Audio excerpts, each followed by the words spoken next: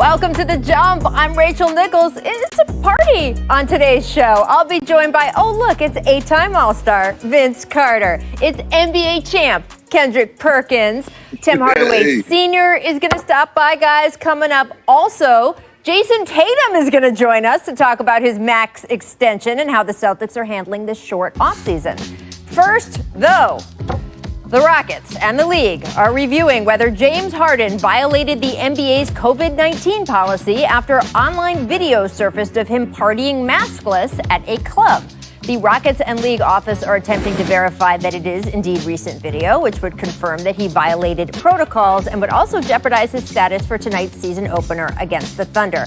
Now, in response, Harden posted this to his Instagram story. One thing after another, he writes. I went to show love to my homegirl at her event, not a strip club, because she is becoming a boss and putting her people in positions of success, and now it's a problem. Every day, it's something different. No matter how many times people try to drag my name under, James writes, he says, the real always ends on top.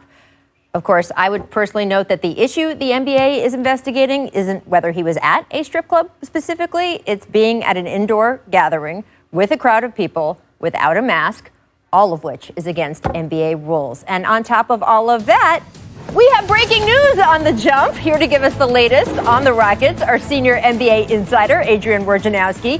Woj, I want to get to Harden in a second, but you have a developing story here. Some of the other Houston Rockets who may not be available for tonight's season opener against the Thunder. What is going on? Yeah, Rachel, the Rockets are conducting contact tracing on a few of their players, including a couple of their key players, beginning with John Wall, DeMarcus Cousins, and KJ Martin, their rookie forward. I was told tested positive, but they're testing him further for the coronavirus. What I was told was they were away from the facility in the last day or two, getting a haircut. And they were at an apartment of one of the players, and so it was Cousins and Wall and KJ Martin among them.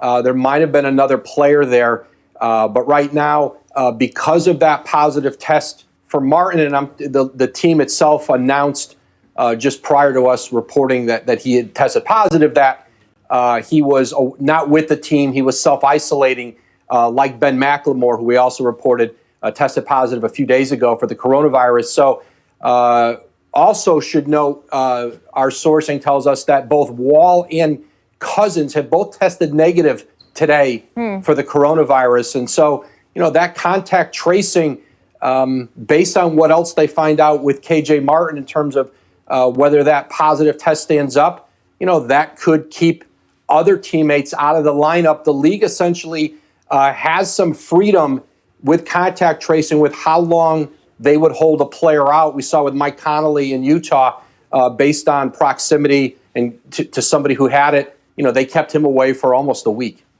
Wow. Well, as if that's not enough to deal with, let's get back to James Harden, the allegations of him partying at a club.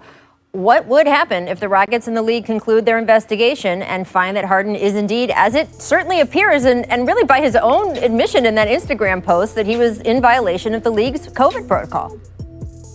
Yeah, he could face a suspension, Rachel, and these protocols are all new to the season, and we haven't seen the league have to punish anyone yet or to execute, at least outside of the bubble.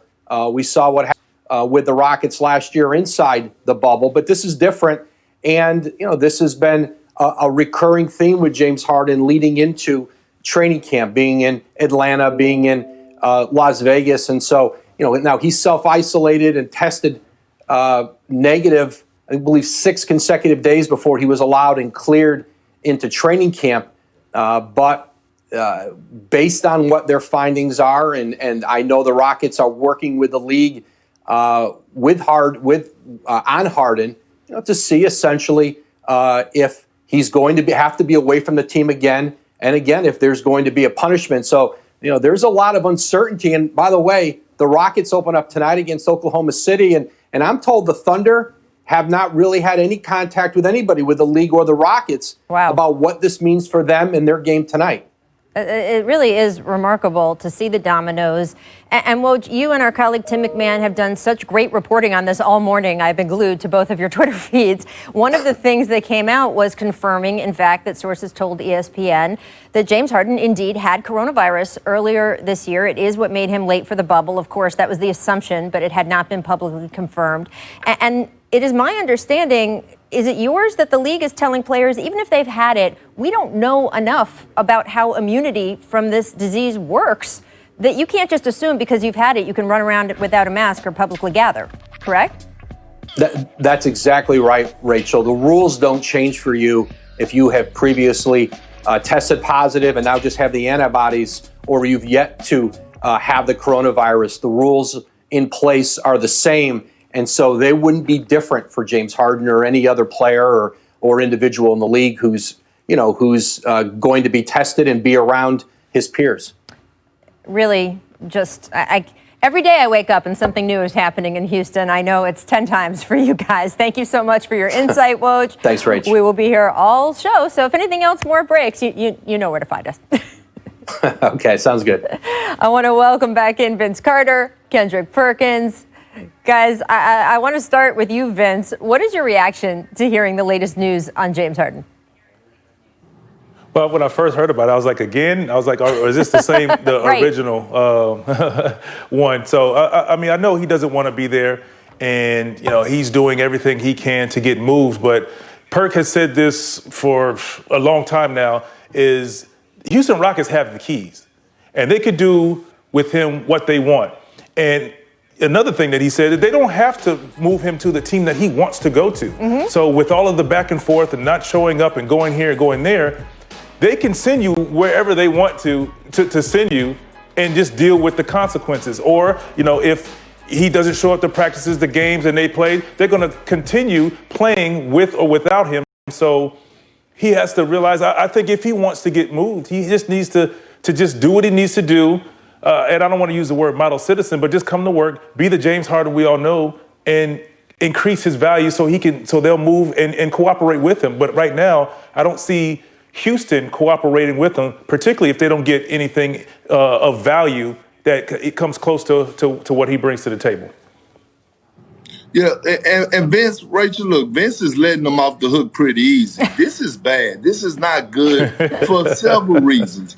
And one of those reasons is that, one, if you're trying to get moved, like Vince said, then you have to be a professional, because not only do the Rockets have the keys and they don't have to trade you, but it's a turnoff to other organizations, because I've been hearing from multiple GMs that they're scared of trading for James Harden, and it has nothing to do with his own court. What he does on the court is what he does off the court, and they're scared that if they trade him, that he's going to be a bad example in the locker room because of things like this. And here's another thing that makes me so mad about this. And I love James as a person, but he is burning down the bridge for the younger generation. It's guys like Barkley, Magic, Michael Jordan, all these guys who paved the way for guys like James Harden to be making hundreds of millions of dollars.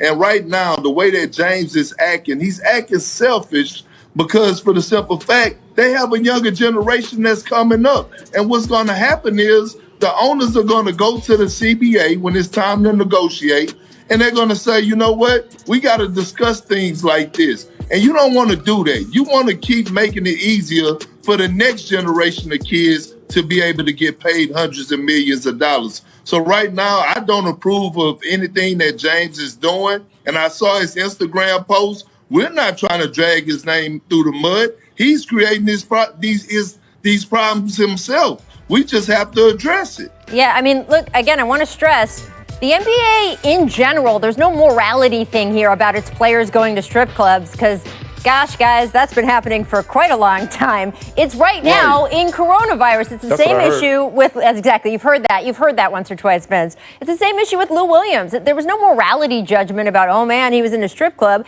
You cannot be in a place with lots of people right now. You just can't. It puts your teammates in jeopardy. It puts the rest of the league in jeopardy. It goes back to the selfishness that you're talking about.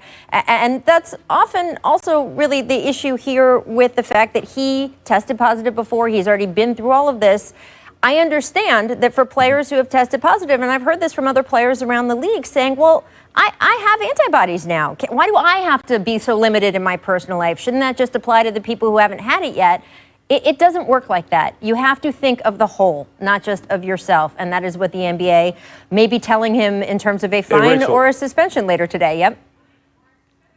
And Rachel, I think these guys in general have to understand is that how disappointed will they be, or would they be, if all of a sudden Adam Silver and the NBA come out and say they have to cancel the rest of the season because of this situation, or so many guys have had, and now that everybody's in an uproar and you're going to start pointing fingers, and they did an unbelievable job in the bubble of not one issue with this. So now you're going to need everybody to buy in and show some discipline.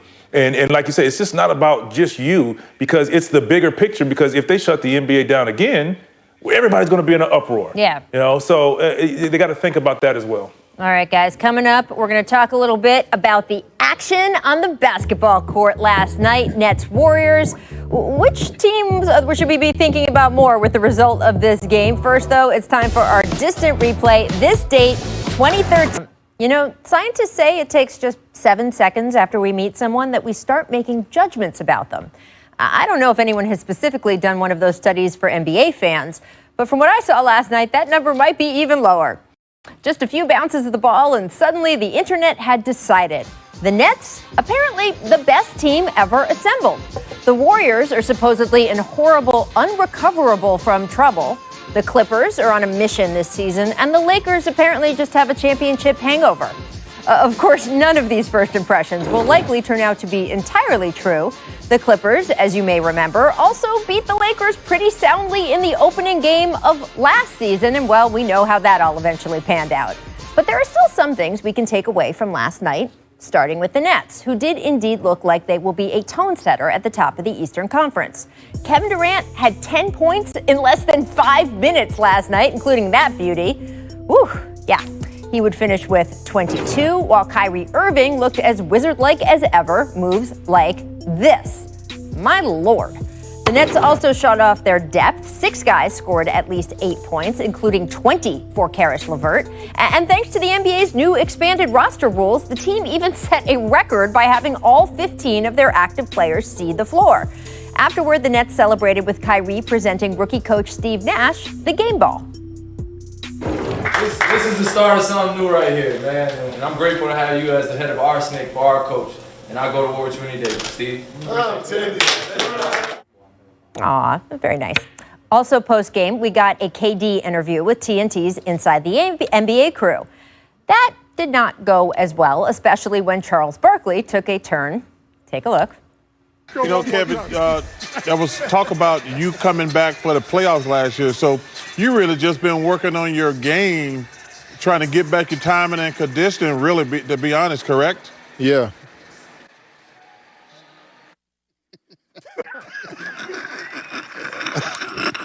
Come on, man. What you do to this? I don't do anything. You know you've been saying stuff, but we don't know you said it. I've never seen anybody give you just a one-word answer, man. What's up? Now, to be fair, Chuck only asked Kevin a yes or no question, and KD answered it. But the fact that he didn't elaborate further became, well, a topic of conversation in the studio for the rest of the night. That's my question, Chuck. Anything, just ask me anything. What time is it, Chuck? I mean, hey, Shaq, you think y'all gonna win? Hey, Shaq, how was the shopping spree for the kids? Pretty good.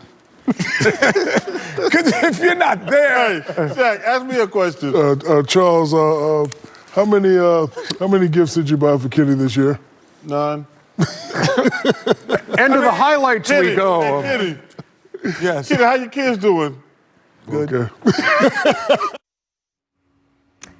Yeah, even Draymond Green chimed in. That is a lot of laughing, crying faces there. Now, Green did not chime in on all the talk about how the Warriors had just been schooled, although Steve Kerr did, joking it was some sort of basketball karma for all the times the KD Warriors had done that to other teams in recent years. Still, I would caution anyone from making one of those 7-second rushes to judgment on Golden State. No, the Warriors are clearly not an elite team right now. Without Clay, we knew that already. They are also likely not as bad as what we saw last night, which was rookie James Wiseman's first game, and a game Draymond didn't even play. The same caution about first impressions also applies to the Clippers and Lakers, who kicked off the night with the most unusual ring ceremony in NBA history and finished it with some disjointed play and LeBron James sitting out the game's final 8 minutes with a rolled ankle. Now, I was in the mostly empty Staples Center last night, and I can tell you the whole vibe was just, well, as weird and disorienting as everything else has been this year. After the game started, Paul George bounced a pass to, I don't know here, the referee. It wasn't shocking to me that he was taking a minute to get his bearings. Of course, NBA Twitter is NBA Twitter, so we got a lot of this. Again, though, first impressions aren't always correct, and PG's night was about to get better, a lot better. A dominant 33 points better, where we saw PG do stuff like this. Yeah. So that's good to see again. And this. The performance certainly seemed to back up what Paul has been saying for weeks, that finally having two healthy shoulders was making a world of difference from last season. It also underscored how the franchise listened to him when he publicly complained about not being put in enough pick and rolls. Last night, nearly 70% of PG's possessions were pick plays, and the Clippers also gave him more flexibility within each of those possessions, which directly led to 34 of his points. Or 34 points overall. So how much stock should we put in all of what we saw last night? Not too much. After all, scientists have also found snap judgments, the ones we make in those early 7 seconds, are often just patently untrue. Apparently, we have to give these teams at least, 2 games? Then I'm sure we'll know everything. Vince, I love those Paul George stats. I love seeing him thrive and answer the challenge last night. What do you think the Clippers can do to continue getting that version of Paul George? Nothing. I think it's, in my opinion, I think it's business as usual. We've seen Paul George have great regular season. They need him to be prolific, elite, one of the best 5 to 10 players in the NBA in the postseason. So right now, this is just revving up, getting warm for the postseason. So I think, put him in the pick and roll situations that he wants, where he feels like he can thrive. Okay, fine, we're going to put you there, but we need you to bring this same energy and effort in the postseason for them to win. Yeah, I agree. And here it is. Paul George is a phenomenal player. No one could take that from him. He's an elite two-way player, one of the elite two-way players in the game today. I think the biggest challenge for Paul George is his mental. And the best thing that happened for Paul George was Ty Lue. Ty Lue is a coach that not only he would get on you, but he could relate to you. So he's almost like a friend / brother / coach that will get the best out of Paul George, and he listens to his players. You could tell Paul George is playing with a clutter-free mind, and it showed on the court. And like Vince said, we never doubted his talent in the regular season. It's when it gets tough and when it matters the most in the postseason, what Paul George are we going to see? Are we going to see the Paul George that have those 5 for 15 nights, or he's going to be locked in? He's going to block out all the distractions. He might need to take a chapter out of LeBron James' book and go dark mode, where he get off of social media and just have straight tunnel vision. And I think that will help him a lot. Yeah, that's a great point, Perk. I want to get to the other game from last night. I want to add to that. Yeah, go ahead. I just want to add one thing to that. And I think, and he should use the regular season as practice, as these big games, the Christmas games, and any big games that they have. That should be his approach, playoff mode. Everything is to playoff mode. They felt like they had a letdown and this didn't happen. Everything should be geared towards and predicated to how we're going to play in the playoffs starting now. Yeah, for sure. All right, let's get to the other game from last night, where the Nets looked awesome in that 26-point win over the Warriors. The 7-11 duo of Kyrie and KD Kyrie, 26 points in 25 minutes. KD, 22 points in 25 minutes. Perk, was that blowout last night more about the Nets being great or the Warriors have? It was more about the Nets being great. It's not, look, the Warriors are not the only team that's going to get blown out by the Brooklyn Nets. It's going to be a lot of teams get blown out by them, Rachel. They are deep. Kyrie and KD are on a mission right now. Look, Kyrie could burn all the sage that he wants. He could sit Indian style. I don't care what he do off the court. When he get between those lines and he play this type of basketball, the Nets are going to be tough to beat. And I love what Steve Nash is doing right now by bringing Karis LeVert off the bench, because he could possibly win Sixth Man of the Year because he's a bucket. Yes. But look, the most important thing I was impressed about, the ball movement. Guys were not playing my turn basketball. They were letting it go. They were flowing through the offense and not forcing anything. And by the way, on the defensive end, their energy was there, and it was set by Kevin Durant, blocking shots and taking charges. The Brooklyn Nets are really, really scary to anyone, but they're coming out of the East. I tell you that much. Ooh, all right, Vince. What about you? And say it. And I tell you, it could go either way. Depends on what side of the spectrum you're on. But I definitely think it's about the Brooklyn Nets and what they have to offer.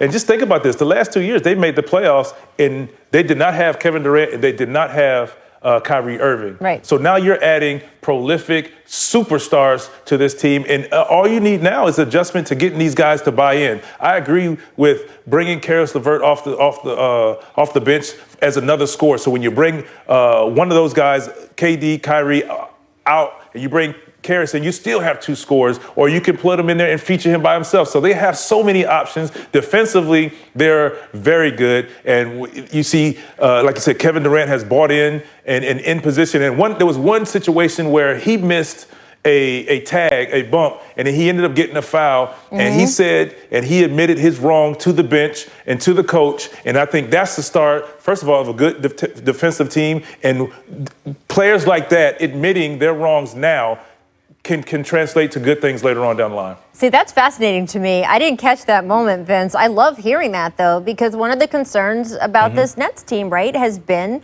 that defensively they're not as strong. They're not set up to be as strong as they are offensively. And can they bring that level up? Now, we saw with the Lakers last year, if you took the numbers of all the players the season previous, they didn't look like they would be a good defensive team. But guess what? Well, they buckled down and played great defense. And you think the Nets can do the same, Vince? Well, Rachel, I'm going to say this. Even if they're not great individual defensive players, team defense is most important. What are your strengths that they have on their defense?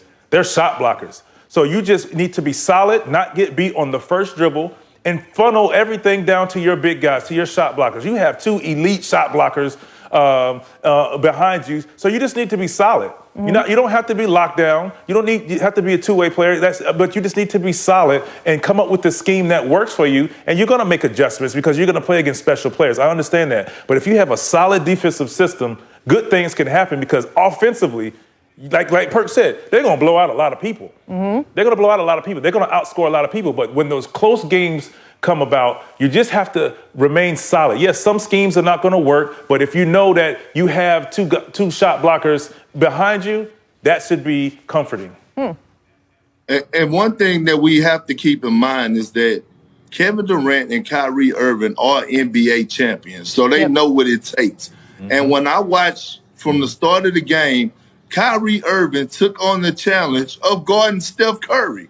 He guarded Steph Curry. He picked him up, and I said, you know what? This team is locked in. And that comes from being taught in Cleveland for Kyrie Irving. You look at Kevin Durant. I saw that he was locked in. I taught him well. And then also learning from Golden State. What people don't give Kevin Durant enough credit for is that he is a leader. He's a leader. So Steve Nash could hold Kevin Durant accountable, and Kevin Durant could accept it. Everyone else now could be held accountable by Steve Nash. And you could tell they was tied on one string defensively, and it was very impressive to watch. Yeah, absolutely fascinating to see this develop. The Nets, of course, one of our Christmas Day teams. we've got our annual Christmas Day tradition here on ESPN and ABC. 5 amazing matchups available on the family of networks and the app. One of the games you'll see, Nets Celtics. I spoke to Celtics All-Star Jason Tatum just a little bit ago. Take a listen. That's so much fun to say. Jason Tatum, thank you for joining us, Jay, as the season gets started. Do you feel it? Do you feel like it's a new season? Yeah, I feel like it. Obviously, it's a quick turnaround. And things are obviously a lot different. But, I miss hooping. So, like a lot of other people, I'm just ready to be back. Well, I was going to say it was a short off season. People barely had time to catch their breath, but you had time to do something very important. You signed a 5-year, $195 million extension with the Celtics. Obviously, that's a great referendum on what you have done so far in your career, but it's also an investment in you for the future. What type of pressure are you putting on yourself by signing this deal? Yeah, I look forward as a partnership. Obviously, this is where I want to be for a very, very long time, and I was glad that we were able to make that happen. And what I do on the court, and be able to, inspire people and compete for championships, it's more important than, I guess the money and things like that. If you go out there and compete and accomplish all those things, the money will come. And, I'm super grateful for it. Obviously, it's life-changing, myself, Deuce and his kids. But, I'm more focused on basketball and just the love of the game in that aspect. Well, I'm sure Celtics fans appreciate hearing you say that, but I still got to ask, did you make any big purchases? I mean, something you had to have given yourself for that deal. No, I haven't got anything. I don't spend any of my my NBA money. I save it all and invest it. So I only spend my endorsement money. So I'm still stacking that up. That is a good strategy. I did want to ask you about your team because you've had guys in and out, right? Gordon Hayward's not there anymore. Kemba Walker not going to be able to start the season because he's taking care of that knee. How does that change things for you guys as you try to get off to a hot start here? Yeah, I think it kind of has to elevate everyone else's game. Starting with myself and JB and Smart. We got to pick up the slack. And the new guys, we got T and Tristan.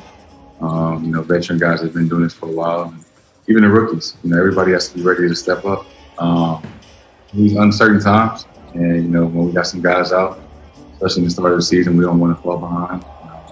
We want to get off to a great start like everyone else. So we're just going to need more from everyone. Well, I don't mean to invite you on here and then hit you with an investigative gotcha question. But, Jason, I'm just going to go there. I am.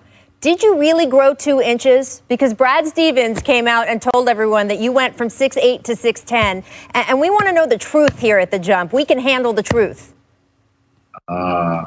Nah, he said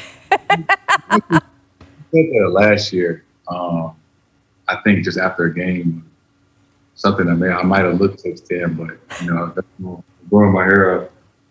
So hopefully that helped my height. I don't know. I like the back and forth you have with Donovan Mitchell over it. I guess you're kind of always growing and you're always a teenager still in the NBA. Do you have any butterflies for opening night, Jason? Do you still get those? Butterflies, yeah, I get excited. It's kind of like first day of school. I remember my first game in the NBA. I was a lot more nervous, but the excitement is still there. And I think that's where the butterflies come in, and I love playing this game, and thankfully that we get another opportunity to do so.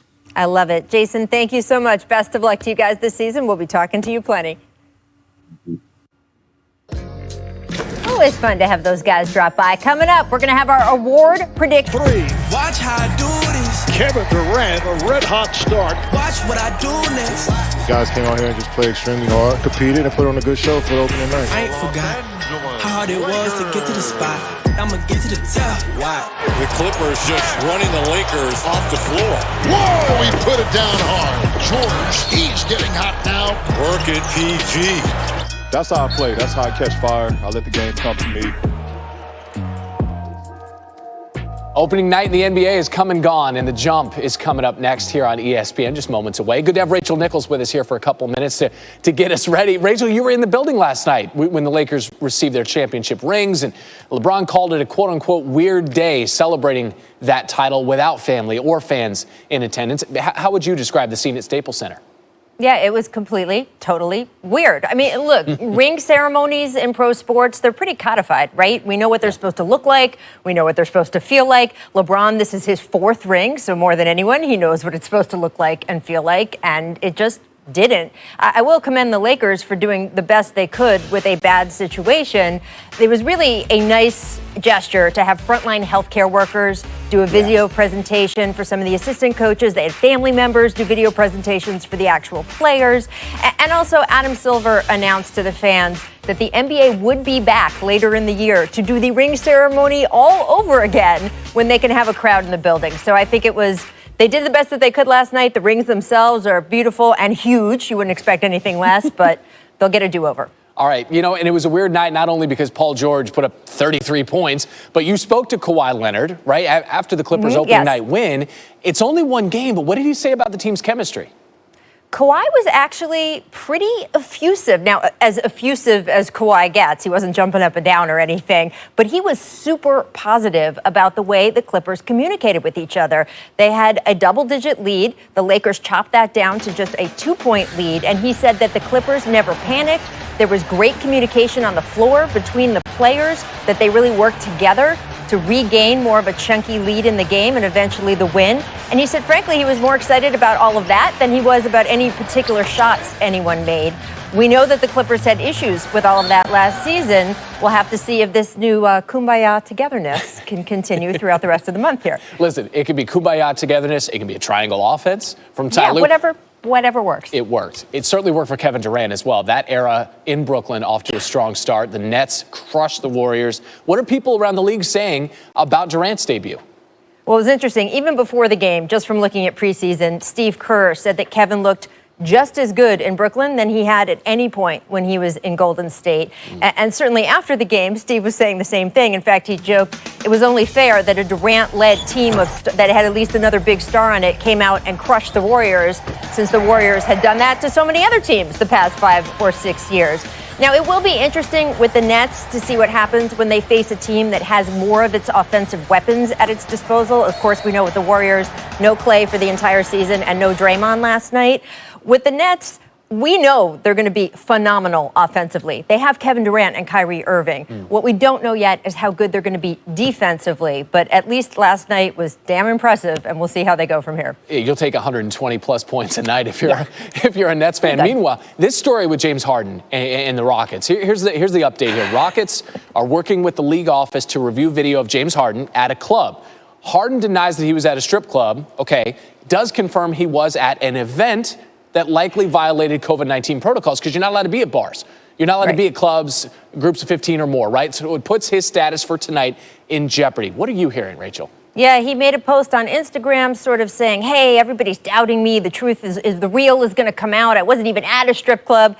That's kind of missing the point. The rules about the NBA, as you note, aren't about strip clubs per se. They're about gathering indoors with groups of people without a mask. Now, as our reporters Tim McMahon, Adrian Wojnarowski have said throughout the morning, James Harden, according to sources, did have coronavirus earlier this summer. We knew he was late for the bubble. He didn't publicly talk about why, but that is why. And I don't know if he feels like, hey, I've already had it. He thinks maybe he's immune in some way. These rules shouldn't apply to him. But the NBA does not consider having had a positive test in the last 6 months a reason that you can just go run around and do whatever you want, for a few reasons. First of all, we don't know, not just in the NBA, but in general, in the world, we don't know how immunity from this virus works. We don't know if it lasts for a few months that you have antibodies, 6 months, a year, nothing. There have been a few cases of reinfection, and we don't know what causes them or not. So the NBA is saying, hey, everyone's just got to follow the rules. Until the entire league is vaccinated, until the country is vaccinated, you have to follow the rules, and these are the rules, and that is what they are looking about with James. All right, it's not the only Rockets note today. We should also tell you that Woj reports both John Wall and DeMarcus Cousins have tested negative, but their status still unknown for tonight. There's much more of that. Much more Rachel coming up on the jump, top of the hour. Listen to this cast, okay? Vince Carter, Kendrick Perkins, Jason Tatum, and Tim Hardaway Sr. That's like an NBA Mad Libs. Rachel, we got a crew. Come hang out with us. Rachel and Nichols. we're on early. We're on right after your show. There we go. She said it. Just watch. Thanks, Rachel. Like, we thought we were a crew. Man, did we have it wrong. It's that time of year again. It's not just Christmas time. Playoff clinching season in the NFL. The 2 longest active playoff droughts are on the verge of ending. The Buccaneers haven't been to the postseason since back in 2007, but Tom Brady and company can change that all this weekend. Tampa